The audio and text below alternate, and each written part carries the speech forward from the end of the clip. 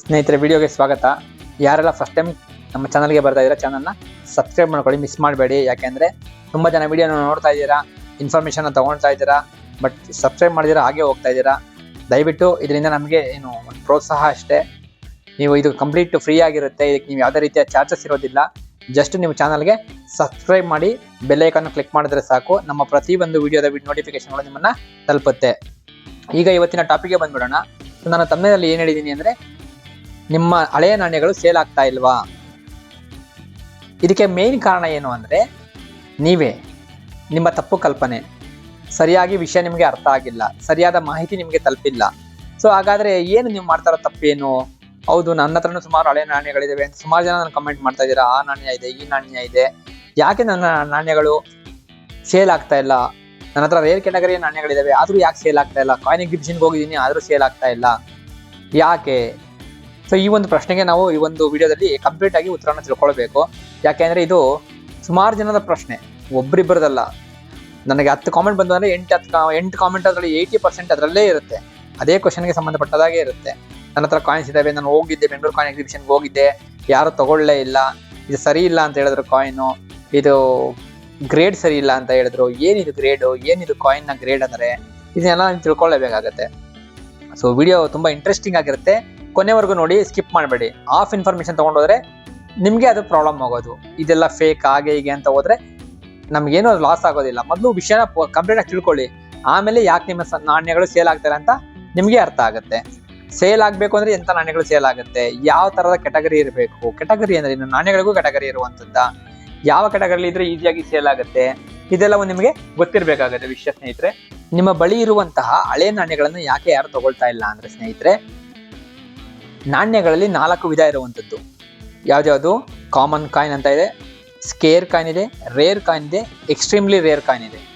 So ಈ 4 ಕೆಟಗರಿಯಲ್ಲಿ ನಿಮಗೆ ಗೊತ್ತಿರಬೇಕು ನಿಮ್ಮ ಒಂದು ನಾಣ್ಯ ಯಾವ ಕೆಟಗರಿಯಲ್ಲಿ ಇದೆ ಅಂತ. ಅದಕ್ಕೆ ನೀವೇನು ಮಾಡಬೇಕು ಅಂದರೆ, ನೋಡಿ, ಫಾರ್ ಎಕ್ಸಾಂಪಲ್ ನಾನು ನಿಮ್ಗೆ ಏನು ಹೇಳಿದ್ದು, 60 years ಆಫ್ ದ ಕಾಮನ್ವೆಲ್ತ್ನ ಒಂದು ನಾಣ್ಯ, 5 ರೂಪಾಯಿನ ಕಮೆಮೊರೇಟಿವ್ ನಾಣ್ಯ.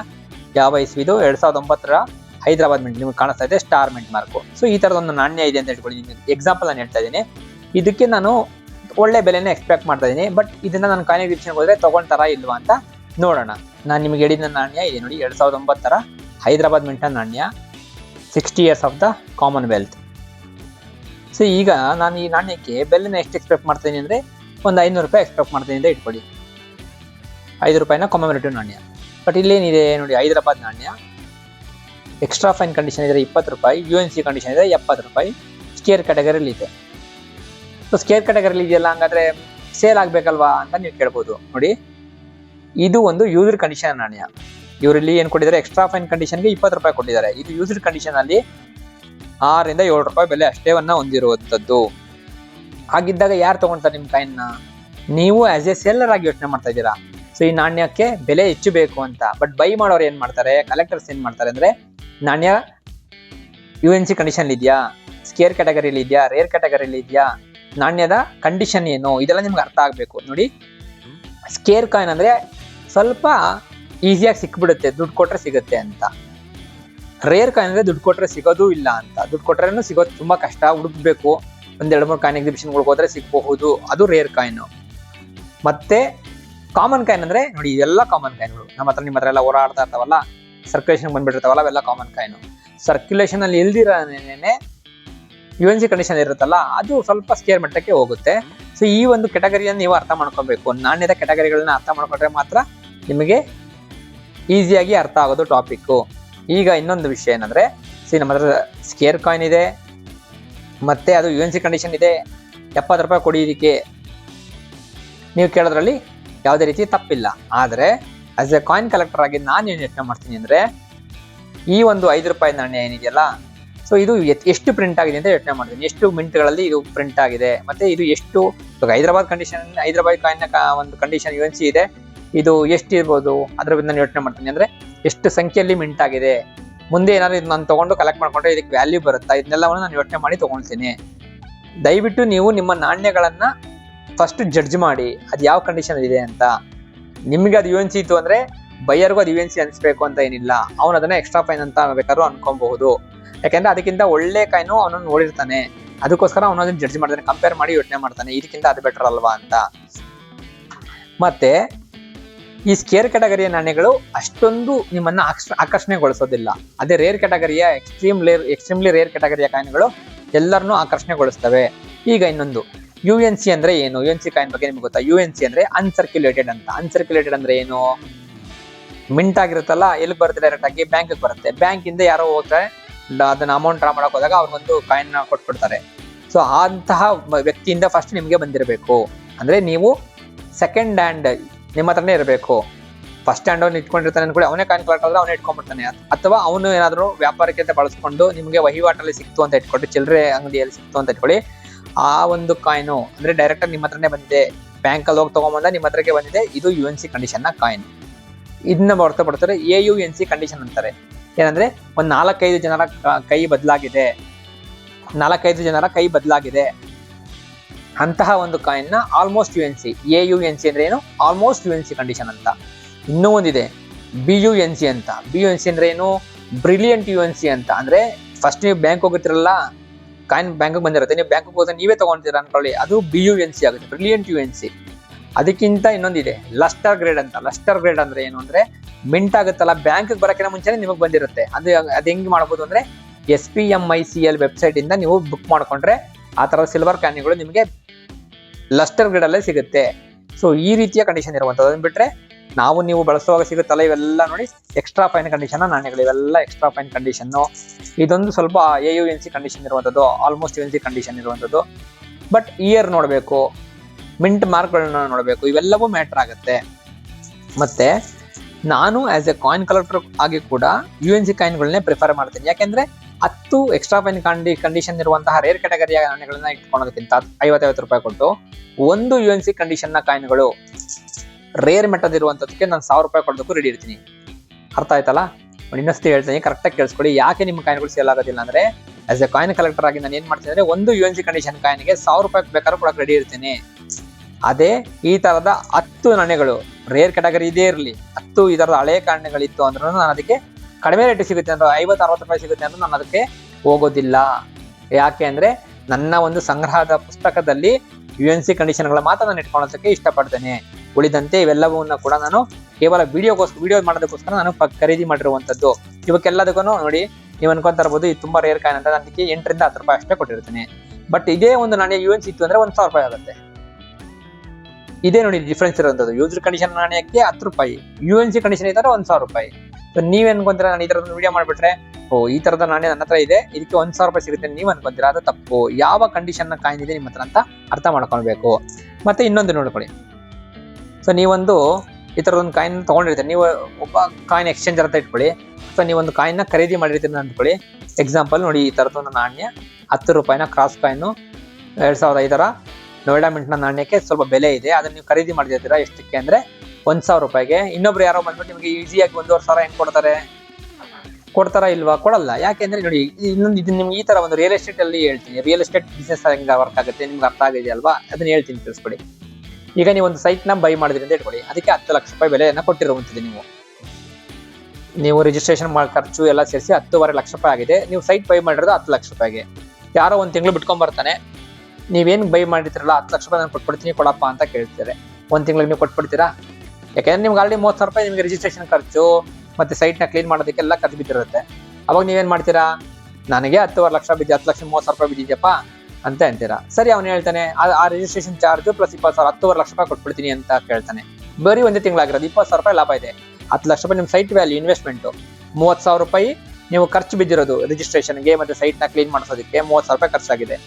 ಅವ್ನು ನಿಮ್ಗೆ 20,000 ರೂಪಾಯಿ ಆಫರ್ ಮಾಡ್ತಾನೆ, ಎಷ್ಟು 10.5 ಲಕ್ಷ ರೂಪಾಯಿ ಕೊಡ್ತಾ ಇದ್ದಾನೆ. ನೀವು ನಿಮ್ಮ ಇನ್ವೆಸ್ಟ್ಮೆಂಟ್ ಎಷ್ಟು? 10 ಲಕ್ಷ 30,000 ರೂಪಾಯಿ. ಅವ್ನು ಇನ್ವೆಸ್ಟ್ ಮಾಡ್ತಾರೆ, ಅವ್ನು ಹೇಳ್ತಾ ಇರೋದೆಷ್ಟು? 10.5 ಲಕ್ಷ, 20,000 ರೂಪಾಯಿ ಲಾಭ ಇದೆ. ಒಂದು ತಿಂಗಳಲ್ಲಿ ಕೊಟ್ಬಿಡ್ತೀರಾ? ಯಾಕೆ ಕೊಡೋದಿಲ್ಲ ಹೇಳಿ? ಇನ್ನೂ ಸ್ವಲ್ಪ ದಿವಸ ಬಿಟ್ಟರೆ ಇನ್ನೂ ವ್ಯಾಲ್ಯೂ ಬರುತ್ತೆ, ನಿಮಗದು ಗೊತ್ತು. ಅದೇ ಥರನೇ ಕಾಯಿನ್ ಅನ್ನೋದು ಕೂಡ ನಿಮಗೆ ಅನ್ಕೊಂಡಿದ ತಕ್ಷಣ ಮಾರಬೇಕು ಅನ್ಕೊಂಡ್ರೆ ಚೀಪ್ ರೇಟ್ಗೆ ಹೋಗುತ್ತೆ. ಅದೇ ನೀವು ಸಮಯನ ಕಾಯ್ದು ಅದಕ್ಕೆ ಯಾರು ಆ ಕಾಯಿನ್ಗಳನ್ನ ಹುಡುಕ್ತಾ ಇದ್ದಾರೆ ಅವ್ರ ಹತ್ರ ಓದಿ ಅಂತಹ ಒಂದು ಬೈಯರ್ ಹತ್ರ ಹೋದ್ರೆ ಮಾತ್ರ ನಿಮ್ಮ ಕಾಯಿನ್ಗೆ ಜೆನ್ಯೂನ್ ವ್ಯಾಲ್ಯೂ ಸಿಗುತ್ತೆ. ನನಗೆ ಈ ಕಾಯಿನ್ ಬೇಡ, ನೀವು ತಗೊಂಬಂದ್ರೆ ನಾನು ಇದು ಕೇಳೋದು ಎಷ್ಟು ಗೊತ್ತಾ? ಇದ್ರ ಮುಖ ಬೆಲೆನೇ ಕೇಳ್ತೀನಿ. 5 ರೂಪಾಯಿಂದ ಈ ಒಂದು ನಾಣ್ಯವನ್ನ ನಾನು ತಗೊಳ್ಬೇಕು ಅಂತ ನೀವು ನಾನು ಫೋರ್ಸ್ ಮಾಡಿದ್ರೆ, ಸರಿ ಕೊಡಪ್ಪ 6 ರೂಪಾಯಿ ಕೊಟ್ಬಿಟ್ಟು ಹೋಗಪ್ಪ ಅಂತ ಅಂತೀನಿ.